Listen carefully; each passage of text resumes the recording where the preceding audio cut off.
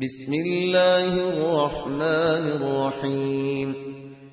يا أيها النبي إذا طلقتم النساء فطلقوهن لعدتهن وأحصوا العدة واتقوا الله ربكم لا تخرجوهن من بيوتهن ولا يخرجن إلا أن يأتين بفاحشة مبينة وتلك حدود الله ومن يتعد حدود الله فقد ظلم نفسه لا تدري لعل الله يحدث بعد ذلك أمرا. فإذا بلغن أجلهن فأمسكوهن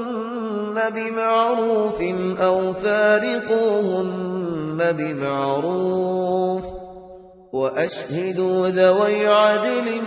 منكم وأقيموا الشهادة لله ذلكم يوعظ به من كان يؤمن بالله واليوم الآخر ومن يتق الله يجعل له مخرجا ويرزقه من حيث لا يحتسب ومن يتوكل على الله فهو حسبه إن الله بالغ أمره قد جعل الله لكل شيء قدرا. واللائي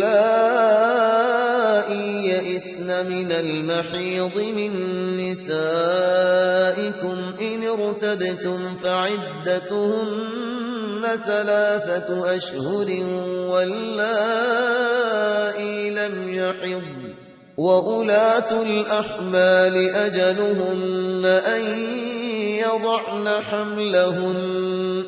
ومن يتق الله يجعل له من أمره يسرا. ذلك أمر الله أنزله إليكم ومن يتق الله يكفر عنه سيئاته ويعظم له أجرا. أسكنوهن من حيث سكنتم من وجدكم ولا تضاروهن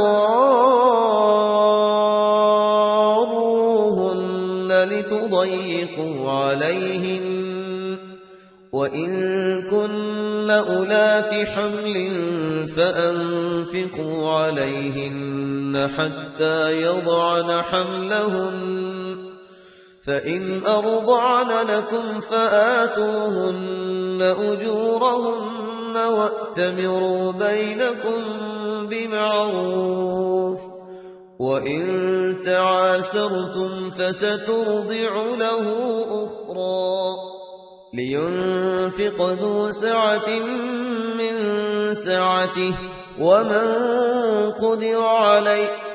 ومن قدر عليه رزقه فلينفق مما آتاه الله لا يكلف الله نفسا إلا ما آتاها سيجعل الله بعد عسر يسرا. وكأين من قرية عتت عن أمر ربها ورسله فحاسبناها حسابا شديدا وعذبناها عذابا نكرا فذاقت وبال أمرها وكان عاقبة أمرها خسرا. أعد الله لهم عذابا شديدا فاتقوا الله يا أولي الألباب الذين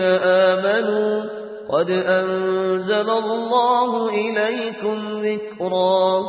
رسولا يتلو عليكم آيات الله مبينات ليخرج الذين آمنوا وعملوا الصالحات من الظلمات إلى النور ومن يؤمن بالله ويعمل صالحا يدخله جنات تجري من تحتها الأنهار خالدين فيها أبدا قد أحسن الله له رزقا الله الذي خلق 7 سماوات ومن الأرض مثلهن يتنزل الأمر بينهن لتعلموا أن الله على كل شيء قدير وأن الله قد أحاط بكل شيء علما